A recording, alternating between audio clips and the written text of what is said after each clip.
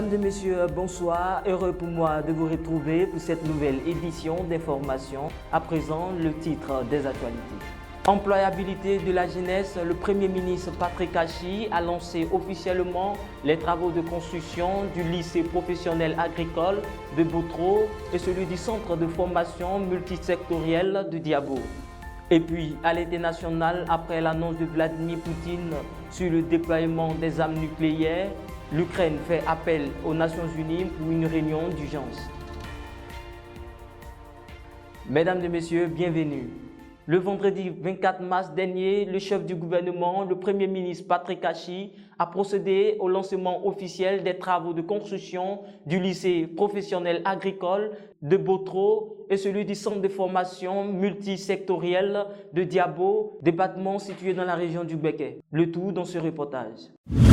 À Boutro, ce sont plus de 350 jeunes Ivoiriens qui seront formés dans les domaines de la mécanisation agricole, de la production maraîchère, de la transformation fermière et de la gestion des systèmes irrigués. De son côté, le lycée agricole de Diabo accueillera à terme plus de 2000 étudiants qui seront instruits en mécanique générale, chaudronnerie, soudure, mécanique agricole, agroalimentaire, élevage, bâtiments et travaux publics, ainsi que dans la transformation agroalimentaire. Dans un contexte de crise mondiale dominé par la volonté des États africains, notamment d'atteindre la souveraineté alimentaire, cet accent mis par les autorités ivoiriennes sur les formations à grande échelle au métier de l'agriculture sont une aubaine pour un secteur dont le développement demeure une priorité. En outre, la décentralisation de la construction de ces lycées professionnels offre aux jeunes de ces régions l'opportunité de devenir de véritables game changers dans leur région auprès de leurs parents qui pour la plupart continuent de pratiquer une agriculture traditionnelle. Il y a donc là, pour ces jeunes du centre du pays, une importante opportunité d'insertion rapide et efficace à travers ces lycées professionnels, comme leur a indiqué le Premier ministre Patrick Achi en ces termes. La Côte d'Ivoire est une nation qui considère comme vital de former sa jeunesse, lui donner les moyens de vivre décemment, de s'insérer sur le marché du travail en occupant des emplois durables. C'est à cela que s'attelle sans relâche son Excellence, Monsieur le Président de la République, Alassane Ouattara, depuis qu'il a été élu.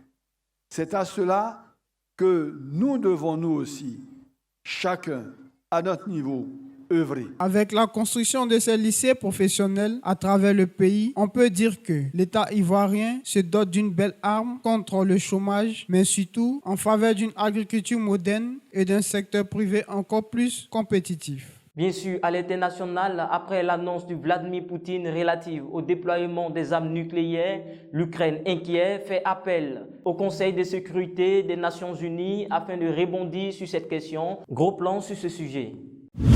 Le président russe Vladimir Poutine a affirmé samedi 15 mars que la Russie allait déployer des armes nucléaires tactiques en Biélorussie et qu'il avait l'accord de Minsk. L'Ukraine demande une réunion d'urgence du Conseil de sécurité de l'ONU. Kiev souhaite que la Chine, la France, le Royaume-Uni et les États-Unis réagissent. L'OTAN l'a fait ce dimanche, lui aussi. Kiev a réagi aux récentes déclarations de Vladimir Poutine sur son projet de déployer des armes nucléaires en Biélorussie. Le ministère ukrainien des Affaires étrangères a ainsi répondu dans un communiqué ce dimanche, appelant à organiser une réunion d'urgence du Conseil de sécurité de l'ONU. L'Ukraine attend des actions efficaces pour contrer le chantage nucléaire du Kremlin de la part du Royaume-Uni, de la Chine, des États-Unis et de la France, a-t-il écrit. Pour l'instant, même si aucun des pays cités par l'Ukraine pour répondre à l'annonce russe n'a réagi, on peut néanmoins compter sur l'Union européenne. En fin de journée, le dimanche 26 mars 2023, le chef de la diplomatie européenne, Joseph Borrell, a répondu favorablement à Kiev en mettant en garde la Biélorussie qu'un tel accueil constituerait une escalade irresponsable et une menace pour la sécurité européenne. Lui dit ainsi de tenir prête à réagir pour de nouvelles sanctions, a indiqué Joseph Borrell sur Twitter.